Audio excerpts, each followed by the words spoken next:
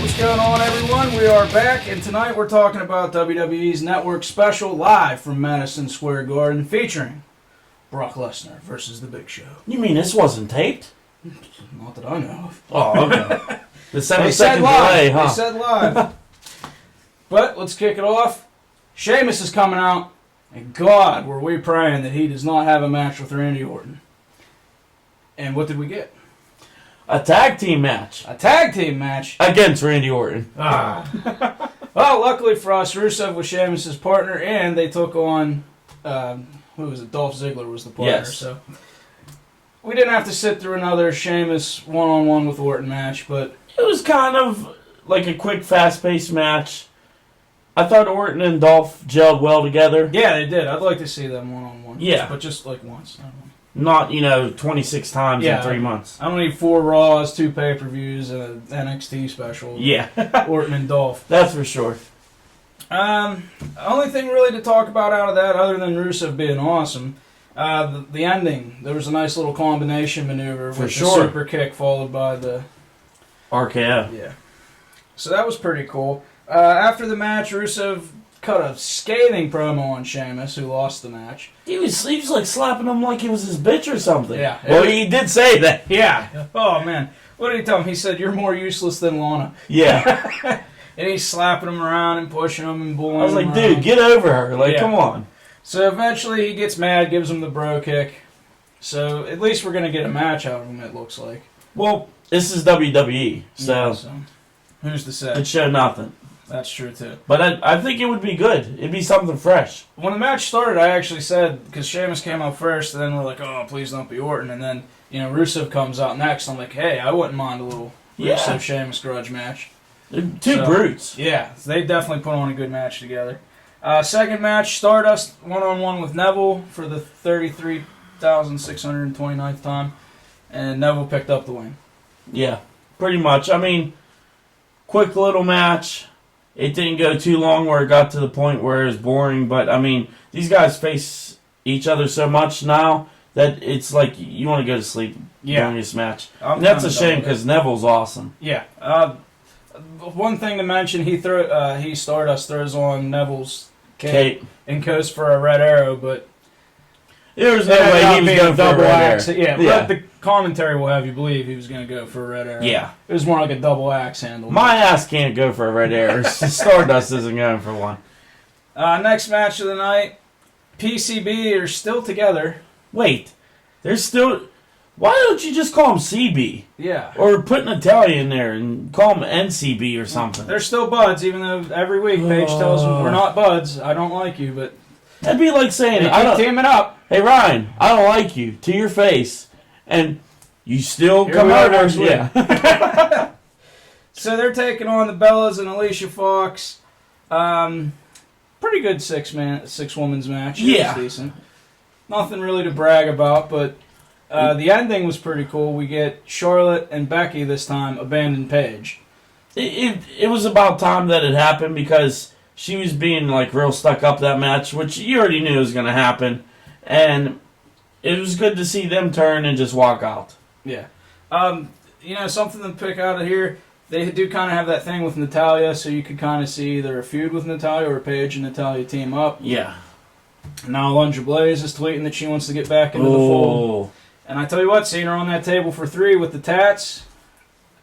Even just one more match. A good veteran diva like that, whether she'd be Alundra Blaze or Medusa, I always like the Medusa name better than Alundra Blaze, but it's whatever. But it would be cool to have like the tough, it's a good veteran that could teach you a little something. That'd be pretty cool. After the match, Paige kind of cries on the mic that her best friends abandoned her. She was her character. It's pretty funny. Yeah, there's a couple times it looked like she was going to start laughing. It was so over the top. But, nothing else really to say about that. Then we got a lame Bray Wyatt and Roman Reigns recap. Now, we didn't do a Raw post-show because it started out fine with the Cena thing, and then the show just kind of went off the rails from there for me. Well, yeah, to be honest, the opening was good. It was a good starter, but then I fell asleep, which that's not hard for me, and then you just couldn't stomach it. Go to sleep. Yeah. I don't know. I don't think Raw has ever offended me, and this includes Katie Vick, as bad as it did with this generic spear through the table that they ended the show with. And even tonight, and on SmackDown, they tried to build this thing up like they've never seen a bump this bad in wrestling before. All Roman did was spear him from the top of steps onto the table, and the table broke. And they're acting like Mankind got thrown off 2 Hell in the Cells. But are they getting a reaction out of you? No. Well, negative one. Yeah, but they're getting a reaction out of you. Well, so I don't think they care. They don't care, which is sad because it really shows. We talked about this tonight. The last Raw that we enjoyed was the night after SummerSlam when the Dudley Boys was surprised, and no one knew about. You could actually say it was a full-on good show. Yeah. I mean, Kevin Steen always makes me happy, but he can't be in every segment. Yeah, not every segment.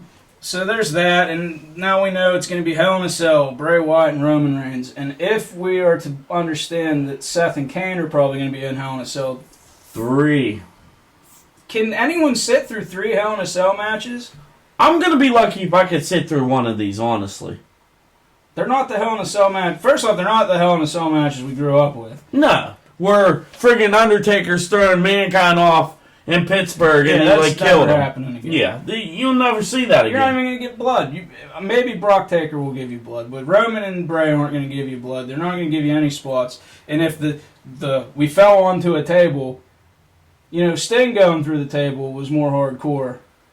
Just the last pay-per-view than this. I agree. So why they keep trying to hype that up is beyond me. Plus, the live crowd's not going to be able to sit through 3 Hell in a Cell matches. I couldn't stomach it if I was live. Mm-hmm. I'd be so frustrated because you can't see through the cages. Unless you're sitting up at the very top, like in Heaven. That would be the best seat.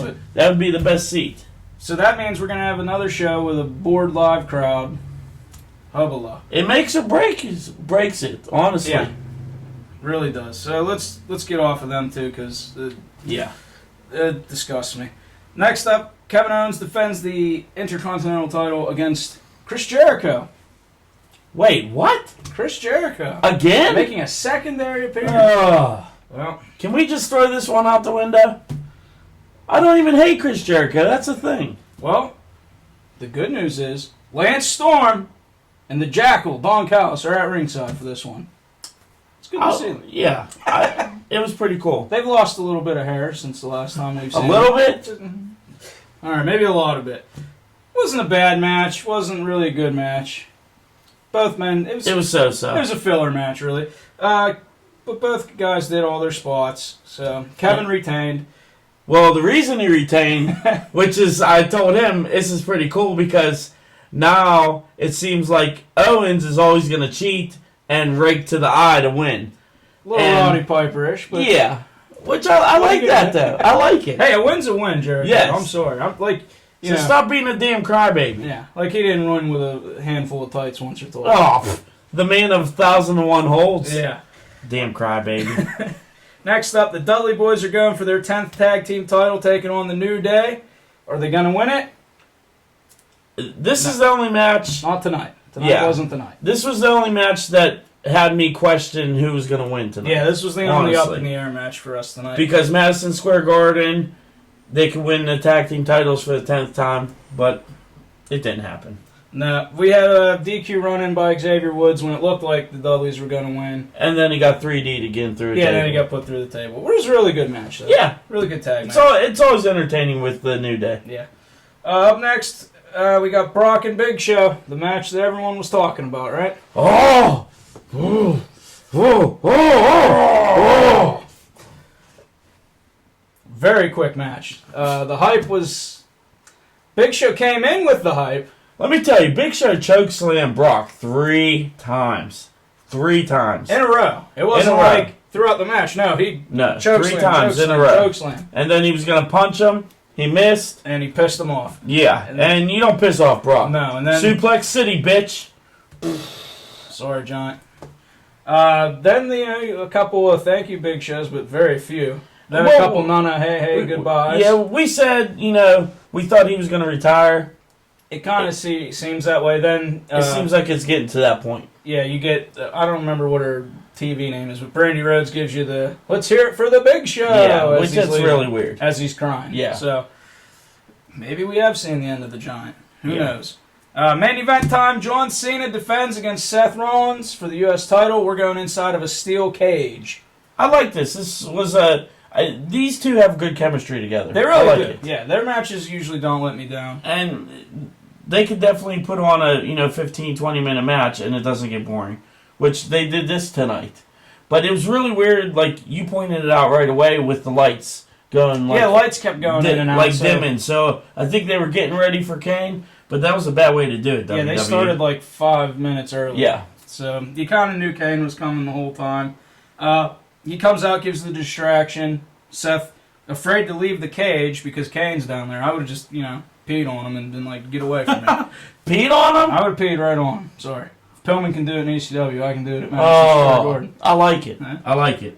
Pillman wouldn't stare us wrong. Oh. So instead of confronting Kane, his nemesis, he decides, I'm going to go for a frog splash off the top. Completely lands on his knees, misses Cena. Could have blew them both out. Yeah, he could have blew both of them. I agree. Risking some time off. You don't want to do that when you're world champion. Cena hits the AA, gets the win, and leaves. Doesn't pander to the crowd. I think he's done for a while. Honestly, that's what the net's saying. So maybe he is. It'd be good for a break. He does deserve. He needs and deserves. Yeah. Not just to hate on Cena. I don't think he's had a day off since he started. Yeah. So he leaves. Kane gets in the cage. Beats up Seth, gives him a good old choke slam and tombstone, and I'm thinking this would be the third Hell in a Cell. At least that's what it looks like we're going to get. Yeah. A third Hell in a Cell match. I agree. For the title. I'm not looking forward to it. I don't think America's looking forward to it. No. It's 2015. Maybe if you had the original costume, people would be a little more intrigued to see Kane in the title picture, but I'm looking forward to NXT this Wednesday, special. I think that's going to be really fun. And we'll definitely recap that after it's over, because we'll probably be hyped because it'll probably be a great show. But NXT specials haven't let me down yet. Yeah. Now, I'm not going to be one of the internet guys. Some of the weekly episodes can lack here and there, but it's a developmental show, so that's going to happen. As far as the specials go, they've been spot on, top notch every time. Because they take time to build a storyline, which I think is very key nowadays, and I think that's what WWE lacks, to tell you the truth, Ron. I agree. I totally agree. And with that, we're going to wrap this thing up here. Like he said, we'll come back for the NXT special. If Raw's good by chance, we'll be back for that. Will it be good? We'll see. Or hey, maybe we'll see a good movie. Who knows? Till next time, guys. Thanks for tuning in.